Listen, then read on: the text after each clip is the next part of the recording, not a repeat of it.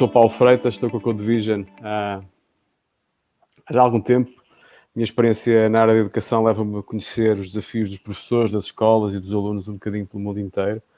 E foi com alguma surpresa que eu vi o impacto que o Covid trouxe em Portugal. Estas grandes pandemias, estes grandes impactos mostram-me e revelam aquilo que são os nossos problemas estruturais e obrigam-nos a dar grandes saltos. E para falar um bocadinho disso, hoje convidamos o Alexandre. Alexandre Mendes é um psicólogo bastante experiente naquilo que é o empreendedorismo. Ele tem uma marca muito forte e quando se fala em empreendedorismo fala-se em conhecer em detalhe novos negócios, a digitalização, novos modelos de negócio, novas formas de comunicar. Mas também é pai e também tem filhos em idade escolar e teve uma iniciativa muito interessante. Eu vou deixar já o Alexandre falar sobre isso. Na criação de ferramentas para ajudar a encontrar, a utilizar encontrar respostas a esta adoção da tecnologia para ultrapassar os problemas da sala de aula, os problemas da escola que nós encontramos. Ao mesmo tempo também é um formador, fez parte da escola de CEOs da Universidade do Minho também, portanto também percebe e compreende como é que estas ferramentas são, por um lado, um facilitador, mas por outro lado algum entrave e que levantam alguns desafios. Alexandre, deixava-te começar hoje com este tema que tu nos trouxeste hoje. O que é que de melhor o Covid trouxe às escolas, se é que foi alguma coisa, e o que é que ainda falta fazer. Passo-te a palavra e obrigado por estares aqui connosco. Perguntas, Paulo. Obrigado à Codevision por promover estes seminários e por me ter convidado para este em particular. Eu queria começar com esta mensagem, esta Bimbi que estão a ver, não sei exatamente qual é o modelo, sempre muito sofisticada. E porquê a Bimbi? Nós vivemos numa era de uma bimbificação muito acelerada do conhecimento, em que tudo tem respostas muito fáceis e muito sistematizadas. Tipicamente, os problemas mais complexos do mundo hoje em dia têm tendência a ter pessoas ou empresas a propor propostas muito simplificadas, muito bimbificadas. Nós podemos ir às livrarias e encontrar livros que dizem 4 horas por dia e vamos ficar ricos, ou pense e seja feliz, ou 5 horas para construirmos uma empresa, e é tudo assim muito bimbificado. E eu não pretendo trazer para esta conversa uma solução simplista. Pelo contrário, é exatamente agarrar aquilo que é aqui a complexidade do problema e da ecologia das escolas e do ecossistema que as escolas representam, e também compreender a magnitude daquilo que é a disrupção que a pandemia nos veio trazer. Dito isto, dificilmente vamos encontrar uma solução simples que se adapte a esta circunstância tão complexa. E o meu ponto é precisamente esse. Se calhar o primeiro passo é fazermos as pazes com a complexidade daquilo que nós estamos a viver e de como vamos ter que inventar e reinventar e ajustar e ter aqui um jogo de rins muito fora do comum, porque tradicionalmente não era esse propriamente o nosso ponto forte. Logo de seguida eu gostava de partilhar que estamos todos a aprender. As escolas estão a aprender, os professores estão a aprender, os pais estão a aprender a gerir a situação, os alunos estão a aprender, as crianças também, os políticos estão a aprender.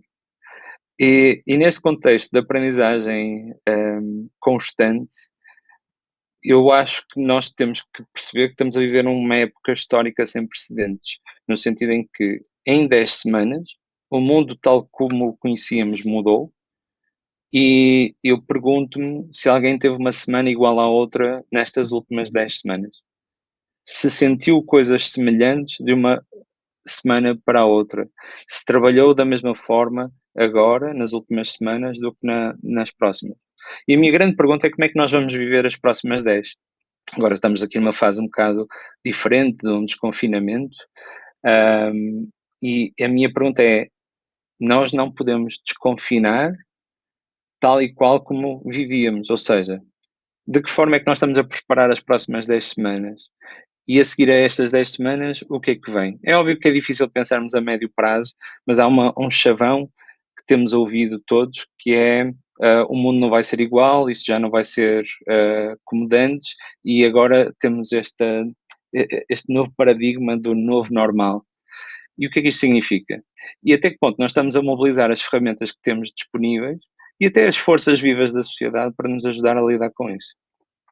Eu tenho-me feito muito esta pergunta, porque no mundo da tecnologia, e o Paulo, como partilhou, eu sou psicólogo de formação, mas sempre me interessou este lado, de como é que o mundo se está a adaptar, como é que o mundo está a adotar a tecnologia e como é que a sociedade convive com a tecnologia.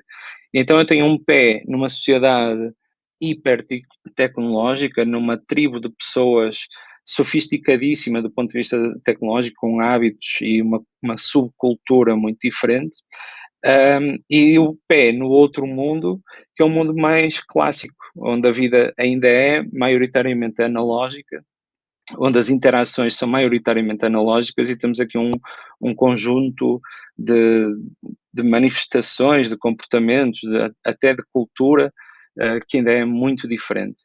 E então tenho um pé aqui neste lado e no outro. É uma espécie de bipolaridade que eu gosto tanto, e o meu contributo profissional ao limite é tentar ajudar a criar sinergias entre estes dois mundos e a promover essa transição.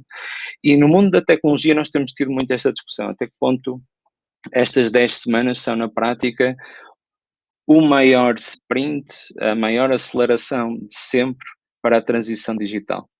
Não sei se repararam, há poucas semanas atrás, o secretário de Estado da Transição Digital publicou um estudo, uma proposta que será agora o plano para a transição digital em Portugal. E eu pergunto-me, se ele desenhasse aquele plano agora, quantas daquelas medidas ainda lá estariam? E quais seriam as novas? Mas a pergunta fundamental aqui, e que nós temos que resolver rápido, é se nós estamos a fazer uma transição ou se estamos a acumular aqui um trauma. E naquilo que respeita às escolas, eu tenho visto ambos a acontecer. Tanto vejo professores fascinados por estarem finalmente a alavancar novas metodologias, novas ferramentas, como vejo professores extremamente descontentes, praticamente traumatizados com estarem a ser obrigados a migrar nas suas práticas, nos seus hábitos, nas suas rotinas para uma interface tão diferente. Em meados de abril eu escrevi um post no Facebook que se tornou razoavelmente discutível, em que fazia 33 perguntas, assim, mais ou menos, de balanço, sobre 33 dias de confinamento. E, em algumas, brincava um bocado, noutras, colocava questões mais relevantes. E houve uma pergunta que foi particularmente. Teve um eco que ressoou muito, que foi a pergunta número 10, que era basicamente se nós já podíamos endereçar o tópico que na altura parecia mais ou menos tabu, se os professores se já podíamos discutir isto enquanto sociedade, enquanto cidades, enquanto comunidade, e isto é a dificuldade que muitos professores revelavam na tecnologia. E esta pergunta é chave, não pela pergunta em si, porque em alguns casos nós já tínhamos métricas sobre isso, mas fundamentalmente pela segunda parte da questão. Já é a altura de podermos ajudar? Já podemos fazer coisas? Já podemos mobilizar quem quer ajudar para ajudar os professores, ajudar os diretores, ajudar toda a comunidade escolar a fazer esta transição? E esta pergunta acabou por ressoar bastante na, na internet, digamos assim, nas redes sociais, e tive muito feedback, tanto corroborando as dificuldades dos professores, como pessoas voluntariando para ajudar as escolas nessa transição, que foi interessante.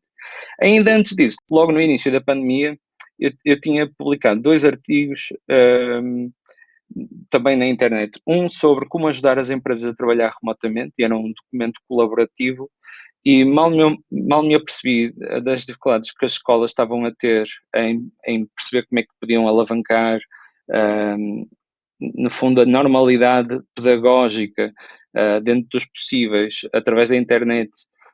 Criei este documento que também partilhei livremente. Aqui o objetivo destes documentos não era ter direitos de autor, nem fazer disto um negócio, mas era simplesmente partilhar coisas, para terem noção, este documento para mim foi muito rápido de produzir. A maior parte das ferramentas são coisas que eu conheço e muitas delas que uso diariamente. E basicamente depois eu partilhei isto online, outros professores foram contribuindo, outras pessoas foram contribuindo, e tornou-se um repositório de ferramentas bastante extenso, que podem ainda encontrar online se quiserem ter acesso. Depois eu apercebi-me de um segundo problema, que era o documento já estava demasiado extenso. Já havia demasiadas ferramentas e os professores estavam a gastar muito tempo a tentar selecionar qual a melhor ferramenta. E então, eu comecei a receber muitos e-mails de sugestões, de indicações do que é que poderia funcionar. E aí que nós começamos basicamente a sistematizar aquilo que estavam a ser as práticas entre várias escolas e mesmo do feedback de alguns professores. Aqui foi o primeiro momento em que eu me apercebi das grandes assimetrias desta pandemia. Eu vi colégios privados a fazerem isto de uma semana para a outra e de uma semana estavam no ponto zero, na semana a seguir estavam no ponto um, perfeitamente funcionais, com os miúdos sentados, a ter ali uma rotina e um horário bastante constante, e outros professores, outros agrupamentos, completamente à nora. Então eu basicamente comecei a organizar, as pessoas mandavam um e-mail e eu organizava uns webinars em que corríamos isto. E foi espetacular. E acho que esta é uma das coisas que nós ganhamos com a pandemia. De repente, ficamos a conhecer professores francamente entusiasmados com a possibilidade de introduzir na sala de aula ferramentas que até agora nunca tinham usado. E isso foi muito, muito, muito interessante, porque eu, ao limite, estava calado e os professores falavam entre si nos webinars e partilhavam as boas práticas e as ferramentas e a forma como introduziam a ferramenta no seu dia a dia e na interação com os alunos. E basicamente o meu trabalho era facilitar estas conversas. Foi uma fase muito interessante. Dito isto, na pandemia, um, nós temos que ter noção que neste momento há 1,6 bilhões de crianças, um pouco por todo o mundo, a passar por isto. Umas com mais acesso e outras com menos acesso. E um dos meus pontos em que eu tenho insistido muito é como a velocidade para a transição tecnológica cria assimetrias e inequidade nestas crianças. E tem esta ordem de grandeza que nós podemos assistir aqui. Depois, uma das coisas que eu acho francamente positivo é que chegamos a uma fase em que é ok fazermos perguntas. Perguntas como aquelas que eu fiz no meu post de Facebook e perguntas mais complexas e elaboradas sobre o papel da escola. O papel da escola, enquanto pilar da sociedade, mas enquanto pilar do funcionamento da economia. No fundo, todas as outras empresas estão um bocadinho dependentes das escolas, não pela qualificação das pessoas ou pela formação das pessoas, mas até por proporcionarem ali uma solução social e de apoio às famílias que permite que as outras pessoas vão trabalhar. E acho que uma das coisas mais rápidas a verificar nesta pandemia foi como, de repente, ficou toda a gente muito solidária com os professores, logo que os pais tinham que começar a ocupar os filhos e a apoiá-los nas tarefas pedagógicas que iam recebendo, ou agora nesta fase mais recente, a apoiar no acompanhamento do estudo da telescola, ou agora como se chama, do hashtag estudo em casa. Além disso, há outra parte que eu acho que não temos endereçado muito, mas deixo na mesma aqui a questão, que já se começa a falar e que provavelmente nas próximas 10 semanas vai fazer ainda mais sentido, que é nós podermos pensar na escola verdadeiramente enquanto pilar de uma comunidade e sabermos tirar partido dessa comunidade para resolver problemas da escola e para também termos impacto nessa comunidade. Mas uma das coisas que mais temos falado nos últimos dias e provavelmente com o aumento da crise nas próximas semanas vai ter mais impacto, é o papel da escola enquanto pilar da educação, enquanto fornecedor de alimentação e de cuidado e de proteção a tantas e tantas crianças. Portanto, estamos numa fase em que é perfeitamente aceitável fazermos perguntas.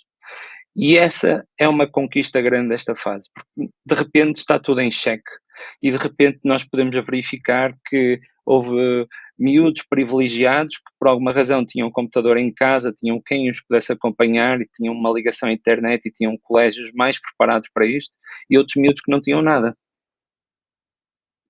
E essas assimetrias criam uma raiz de assimetria que se vai perpetuar ao longo do tempo. E nós temos que intervir já.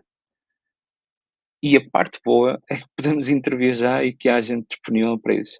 Depois, no dia a dia das escolas, hum, a pandemia, no fundo, veio acelerar uma série de conversas que já vínhamos tendo, que é como os miúdos hoje em dia são diferentes dos miúdos do nosso tempo, e esta expressão é espetacular, e como os miúdos de hoje em dia são sempre mais atrevidos, mais difíceis de gerir, mais difíceis de motivar, mais difíceis de acompanhar e de estimular pedagogicamente. Os miúdos, os novos, os tais que nasceram já nativos digitais. E esta é uma oportunidade sem precedentes de nós estimularmos aqui a empatia para com esses miúdos. E ontem, salvo erro, foi publicado este estudo que deu um bocadinho que falar sobre como os adolescentes portugueses estavam entre aqueles que menos gostam da escola internacionalmente.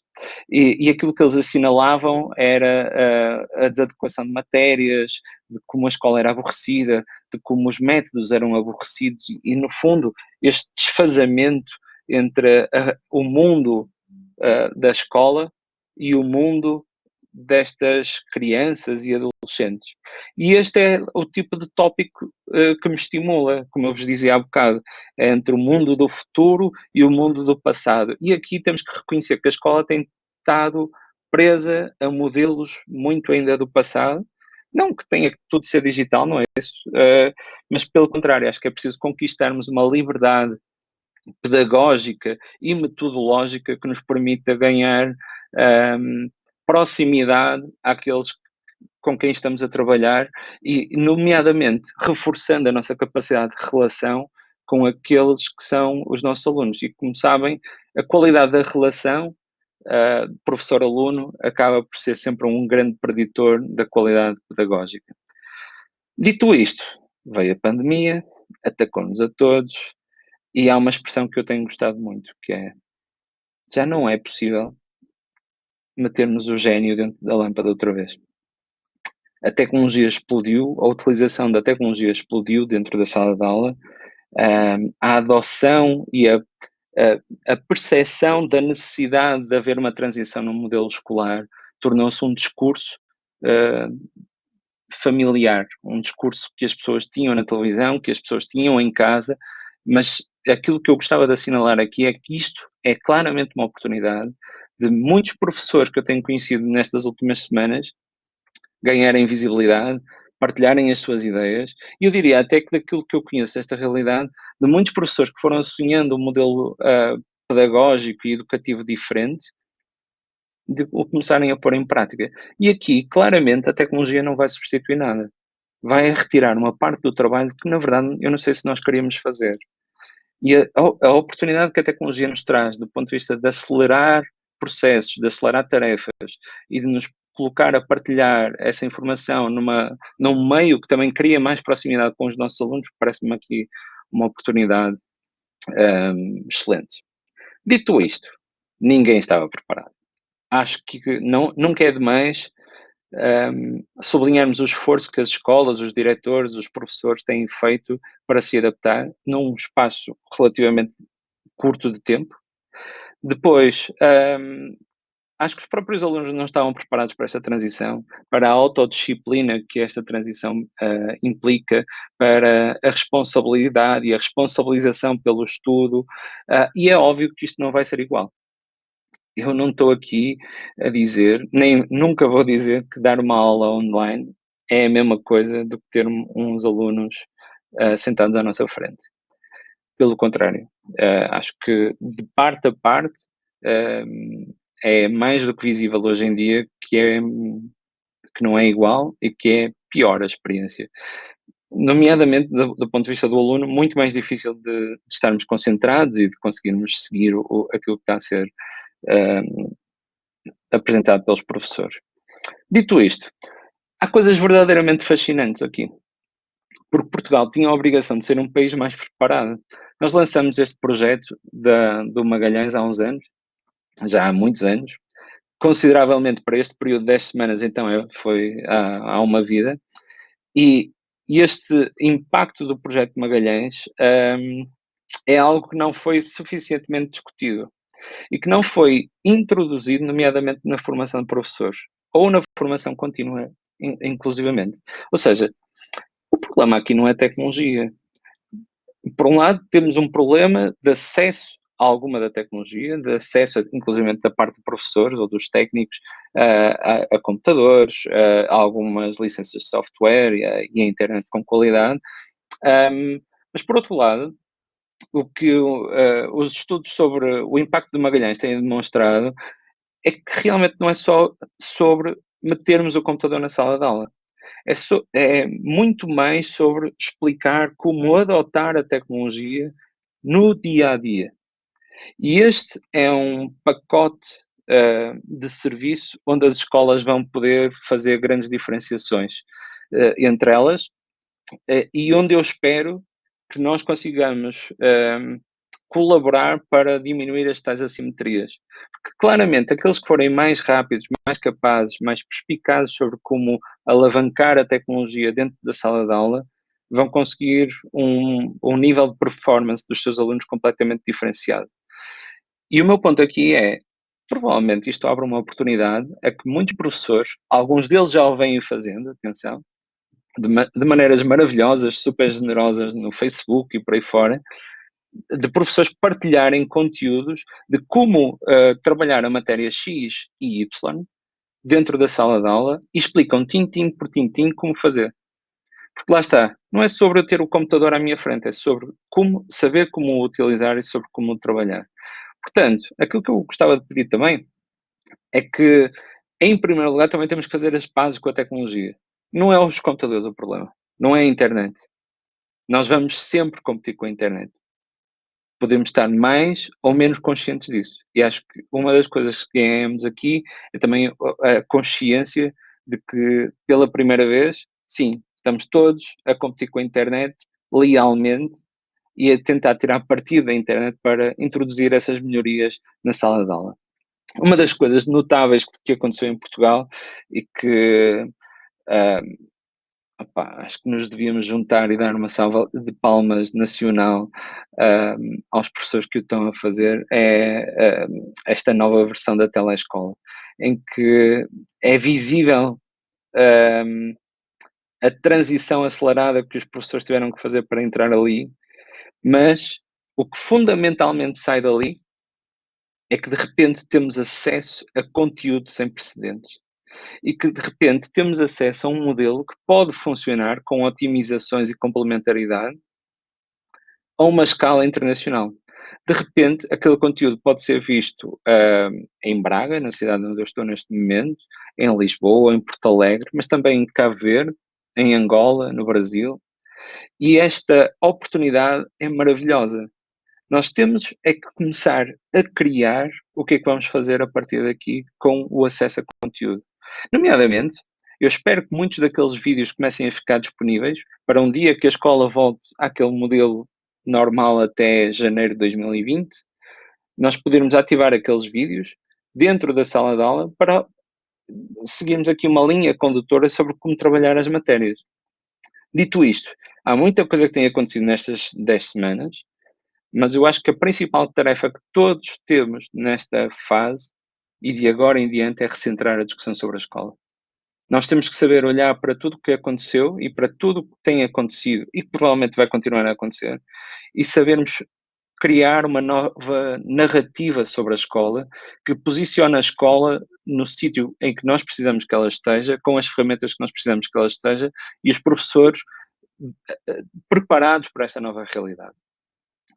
E isto passa por nós entendermos cada vez mais o papel e a ecologia da escola em particular, em que contexto se movimenta e qual é a função esperada da sociedade para a escola, mas também reparem que em que outra época da história recente se ouviu tanto discutir políticos, sindicalistas, professores, pais, em que outra época se ouviu tanto discutir sobre pedagogia? E não levem a mão. Se antigamente eu ligasse o telejornal e ouvisse falar sobre escolas, eu ouvia falar sobre problemas perfeitamente legítimos, aliás, dos professores, da colocação dos professores e dos direitos dos professores. Isso é tudo legítimo. Mas pela primeira vez na história recente, pelo menos, temos instalada uma conversa nacional sobre pedagogia, sobre como preparar as escolas para o futuro. E esta é uma oportunidade espetacular, porque temos um alinhamento super difícil de conseguir noutro contexto. De repente, pais, alunos, professores, diretores de escola, governantes, políticos, têm esta discussão em alinhamento de argumentos. E esta é uma oportunidade que nós não podemos perder e todos temos aqui um papel claro. Depois, francamente, acho que também temos que abordar aqui alguns tópicos. Claramente, parece-me que há aqui oportunidades de melhoria na formação de base dos professores e na formação avançada de professores, na formação contínua. Eu sinto que muitos dos professores com que lidei nestas últimas semanas, muitos deles se sentiram extremamente desamparados, alguns deles inclusivamente embaraçados por não saberem o suficiente, e temos que superar isso. Faz parte de não saber e, como faz parte de aprender, ao limite é isso que nós ensinamos, aprender a aprender. E, nesse sentido, acho que há uma disponibilidade de muitas forças da sociedade para contribuírem para ajudar os professores. Dito isto, ah, acho que aqueles que já migraram para a internet e começaram a alavancar recursos presentes online, uma das coisas que verificaram é que a internet é um repositório gigantesco de conteúdo. Filtrar esse conteúdo é que é um trabalho bastante complexo. E isto, se nós pensamos que de repente temos o conteúdo praticamente produzido, coloca o próprio professor e a própria relação pedagógica numa posição diferente. De repente, nós podemos trabalhar muito mais por projetos e muito mais assentes na estimulação da autonomia dos próprios alunos. E aqui há várias, vamos chamar, experimentações internacionais, como o School in the Cloud, que são modelos pedagógicos que vocês podem encontrar na internet, ou Flipped Classroom, que é aquela ideia romântica que tem vindo a ser implementada em algumas escolas, em que o professor fica só como um monitor da aprendizagem, dando orientações aos alunos que vão aprendendo mais ou menos ao seu próprio ritmo e dentro de uma cadência que nós conseguimos mais ou menos estabilizar e predizer. Ou seja, se de repente resolvermos o problema do conteúdo, do acesso a manuais, do acesso a vídeos, o que é que faz o professor? E de que forma é que o pode fazer? E de que forma é que pode fazer de uma forma que o professor se sinta melhor? Porque esse também é um dos problemas que se calhar está na hora de discutirmos. Há muitas pessoas que não se estão a sentir bem na escola. E de que forma é que o podemos fazer ajudando e estimulando a que os alunos se sintam melhor? Porque, como já vimos, até os estudos o mostram, os alunos já não se sentem assim tão bem na escola. E a escola era o sítio onde eles deviam aprender a aprender. Ou seja, acho que há aqui um conjunto de oportunidades sem precedentes na reinvenção da relação professor-aluno. Acho que há uma solidariedade com os professores que eu nunca vi. Famílias, de repente, acham que os professores deviam ganhar 10.000 euros por mês. As pessoas querem, de facto, amplificar aquilo que são os casos positivos de professores, e nós devemos incentivar isso ainda mais, e acho que tem que haver esta causa nacional de mostrarmos os bons professores que temos e as suas boas práticas, para que as suas boas práticas sirvam de orientação para os outros. Mas se não criarmos modelos positivos, como é que sabemos onde é que queremos estar? Quem é o Cristiano Ronaldo dos professores? Eu sei que há um prémio, mas eu na verdade não conheço como é que o prémio é atribuído. Mas quem é o Ronaldo do ensino de física do 10º ano? Ou de português da segunda classe?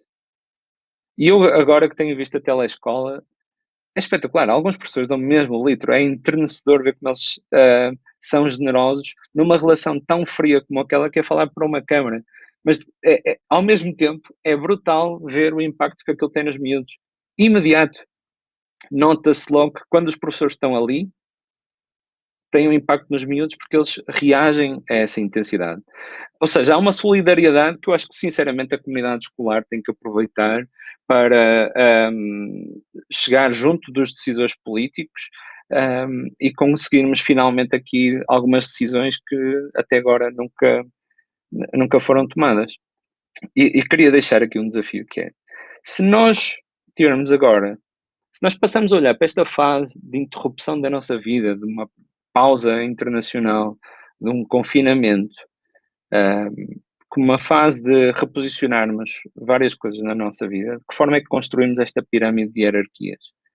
E se olharmos para a escola e para a ecologia da escola, qual é a base do papel da escola? O que é que toda a gente deve ter? De que forma é que deve ter? A que é que deve ter acesso? E o que é que nós podemos fazer para lá chegar?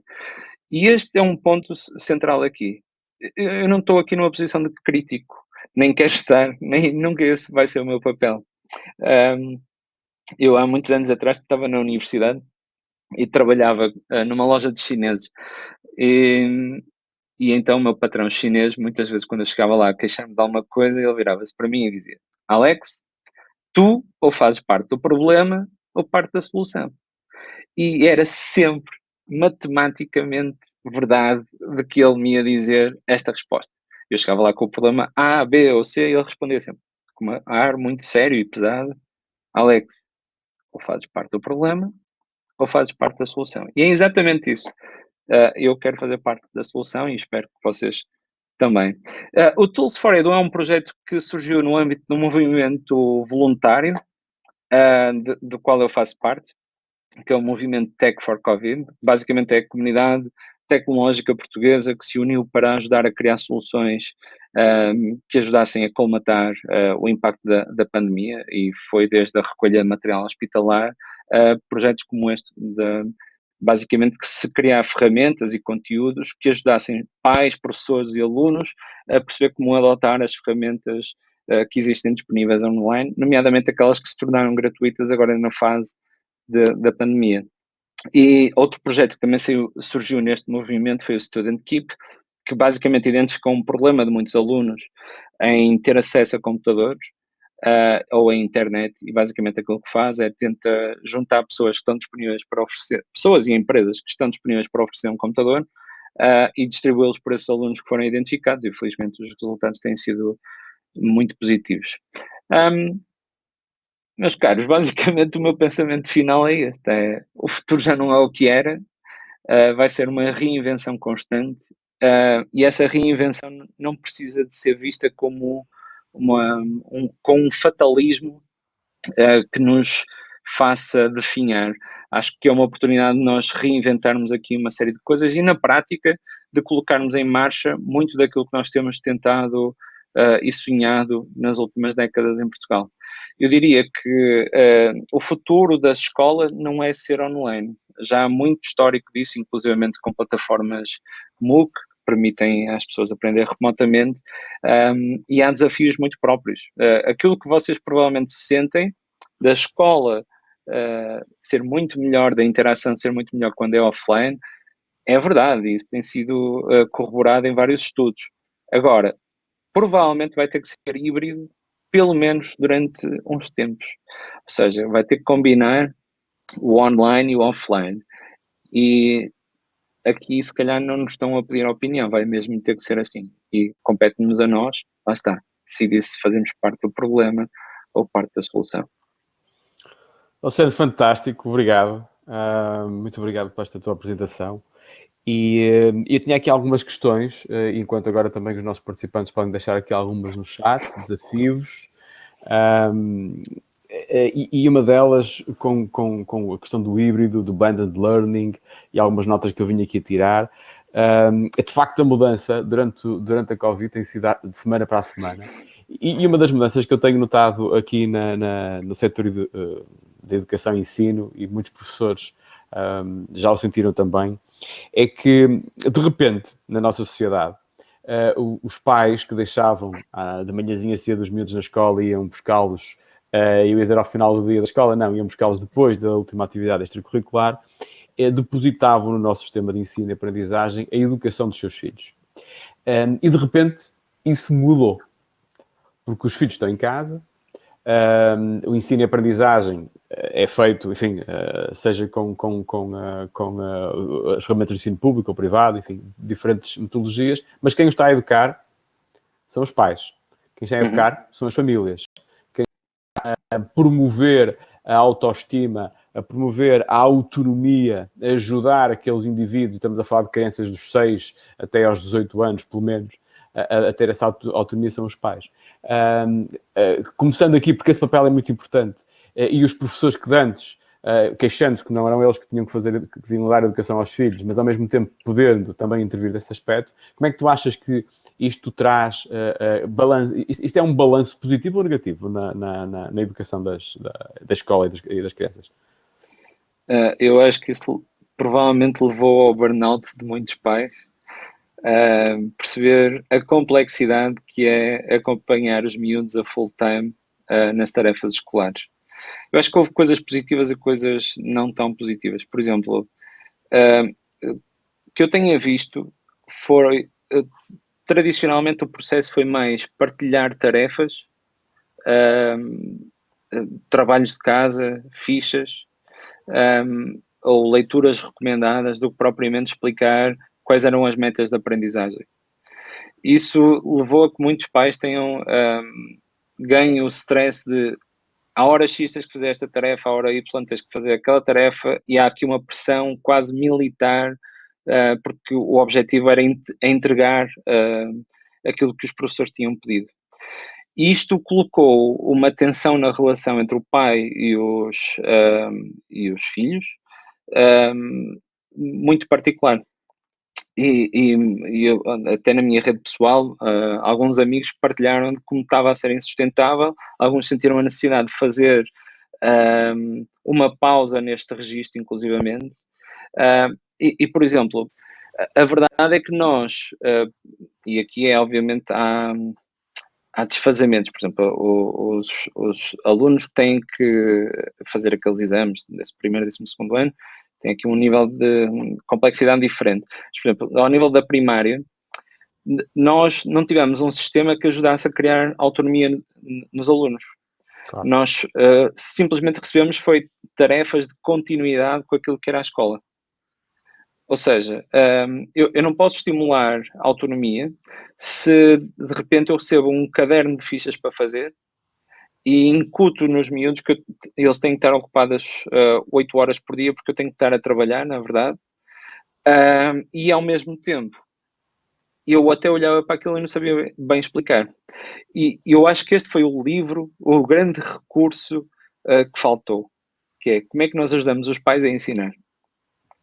E como é que ajudamos os pais e explicamos aos pais que de repente as contas de dividir já se fazem de uma maneira um bocadinho diferente do que aprendemos.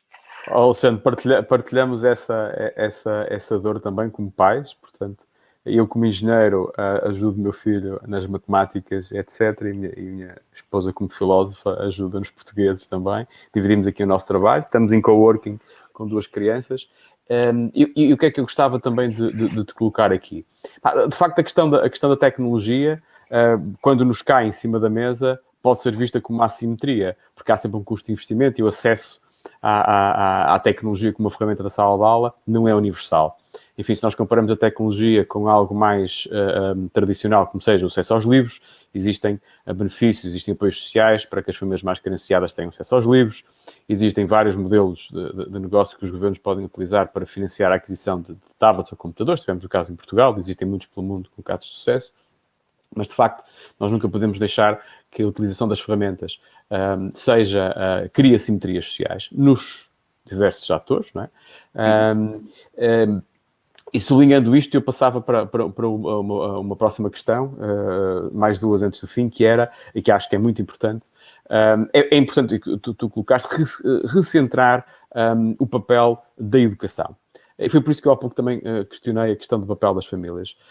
Ao olhar para aquilo que o Covid estruturalmente nos forçou a ver, nós percebemos que há novos atores e novas responsabilidades distribuídas.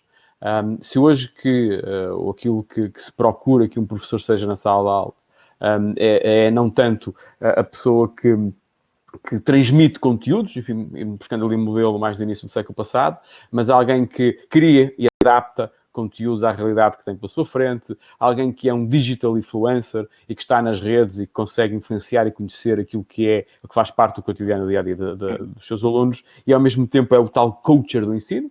No limite, a informação está disponível, nós conseguimos aceder a ela, a inteligência artificial também está aí como um grande desafio.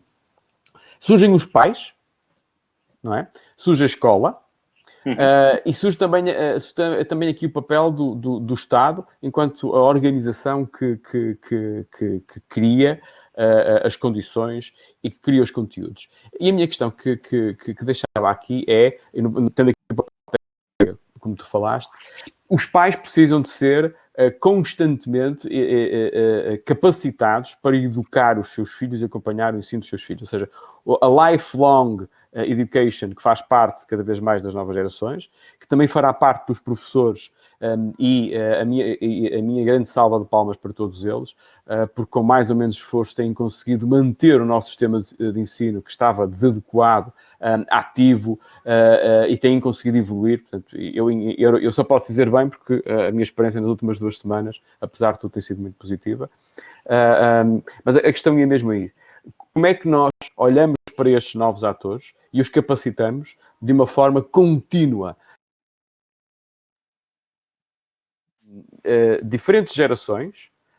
Numa escola há diferentes gerações de professores, desde os 20 até à idade próxima da reforma. Há pais com 20 e pais com 50. Como é que nós conseguimos comunicar? Como é que nós conseguimos ajudar os professores com conteúdos adaptados, com tecnologia adaptada, os alunos com algo que cative e os motive a ir para a escola e aprender, e também os pais para lá. Eu, quando no meu tempo fiz isto, não era bem assim, como é que eu posso apoiar? Porque agora não só educar, mas eu vou ter que o educar, vou também ter que o ajudar a aprender, e porque antecipamos novas vagas desta pandemia. Essa é uma questão de grande complexidade, portanto, a minha resposta será sempre um bocado limitada. A minha experiência, o que me diz é que a primeira coisa que nós temos que fazer é deixar fazer quem quer fazer. Ou seja, no ecossistema das escolas hoje em dia, nós temos professores no ativo que, quando entraram no sistema escolar, o mundo era totalmente diferente, era da velha guarda totalmente, né? E temos professores que querem entrar no sistema escolar cheios de vitalidade e de modernidade e com ideias. E depois temos a concorrência de uma enorme tendência de experimentação educativa. Eu não sei quantificar, mas acho que é observável para todos os que estão a participar aqui connosco, a quantidade de novos projetos educativos que têm aparecido. Uns claramente experimentalistas, outros fundamentados em modelos conceptuais de protocolos alternativos. Nesse sentido, lá está, eu acho que nós precisamos deixar de fazer quem quer fazer, e para isso precisamos criar eixos verticais, incentivos, políticas que o fomentem, porque na prática, se repararmos, nós não precisamos assim de tantos professores a catalisar esta mudança. Nós precisamos de demonstrar que há acesso a conteúdo e que há acesso a abordagens. Porque, por exemplo, quantos dos miúdos hoje em dia estão a assistir e a participar com rotina e com prazer e com ganhos de aprendizagem no protocolo da Khan Academy? Na minha rede, e outros exemplos, obviamente, mas na minha rede social, eu tenho cada vez mais pais, de uma forma até um bocadinho perigosa, a dizer: o meu miúdo aprendeu mais em 10 semanas em casa com a Khan Academy do que num ano na escola. E isto, por um lado pode ser verdade, por outro lado pode não ser bem assim, mas o ponto é, e se os miúdos de repente começarem a chegar à escola e já souberem a matéria? Porque foram curiosos, ou foram autónomos, ou tiveram tempo, ou foram estimulados a isso. E se o processo da aula for completamente diferente? E o ponto onde eu quero chegar é, ao limite, e concordando com aquilo que estavas a dizer, o papel do professor muda totalmente, e nós só temos é que ser perspicazes para perceber, para ler a turma, para ler as diferenças, e dentro de um enquadramento de autonomia, lá está, sabendo as metas onde queremos chegar, mas com alguma autonomia de modelo, eu poder alavancar os ingredientes, as ferramentas, as metodologias que forem mais eficazes para aquele contexto, para as pessoas com quem eu estou a trabalhar. Porque, na prática, nós podemos ter um professor em Vila Nova de Santo André que é mais proativo, que tem um gosto particular, que tem uma competência, um carisma particular para fazer vídeos a explicar estudo do meio do quarto ano. E eu, enquanto professor em Braga, só tenho que saber que aquele conteúdo existe e introduzi-lo na minha sala de aula e depois fazer as pontes.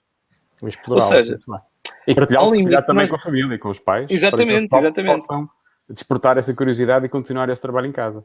Mas para isso é preciso nós termos aqui esta noção da tal comunidade, que é uma coisa, é uma frase batida, a comunidade escolar, mas que perdeu significado. Porque, Muito bem. convenhamos, muitos pais usam a escola como armazém das crianças durante o dia, se aprenderem qualquer coisa altamente. Se não aprenderem, pá, um ralhete no fim do semestre. E o ponto aqui é, se calhar vamos ter que ativar, ressuscitar e reinventar a tal comunidade. Lá está, toda a gente vai ter que mudar um bocadinho o seu papel, mas, novamente, há aqui ferramentas ótimas que nos permitem fazer essa interface. Ou seja, voltar a trazer a comunidade para a escola e a escola mais envolvida a comunidade para dar de volta mais alguma coisa. Utilizar a tecnologia também para isso. Sim, aqui só queria sublinhar que não tem de ser toda a gente a alinhar nisto no início. Acho que podemos começar só com meia dúzia de professores que vão ter um impacto nacional. Eu lembro que no início, antes de existir esta versão da telescola e das coisas, mesmo no início do confinamento, havia pais online a pedir, não há um professor a nível nacional que possa fazer uma chamada com alunos, não tinha que ser com a tua turma. Eu podia fazer uma chamada com 1000 alunos, desde que passasse o conteúdo e ajudasse ali a sincronizar. Porque a palavra-chave aqui, se calhar, era sincronizar, não era necessariamente adquirir novos conceitos, mas sincronizar com a realidade que estamos a viver e ajudá-los a transferir da realidade escolar para a realidade doméstica. E perceber o papel do pai, e perceber o papel dos manuais, e perceber o papel da internet, e perceber o papel da televisão. E conjugarmos este mix numa receita que produzisse algum output positivo.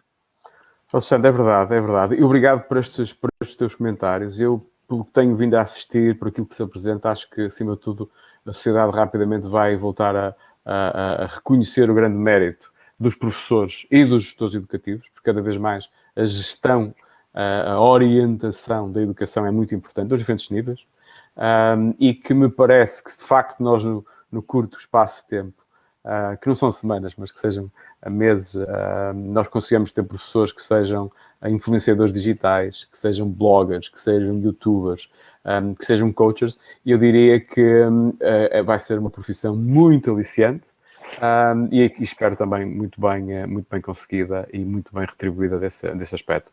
Alexandre, muito obrigado por estares aqui connosco. Obrigado. Do meu lado, em meu nome e em nome da Codevision.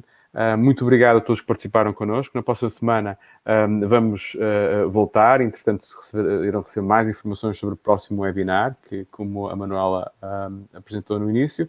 Aos participantes, aguardem na vossa caixa de correio por a conversa de hoje.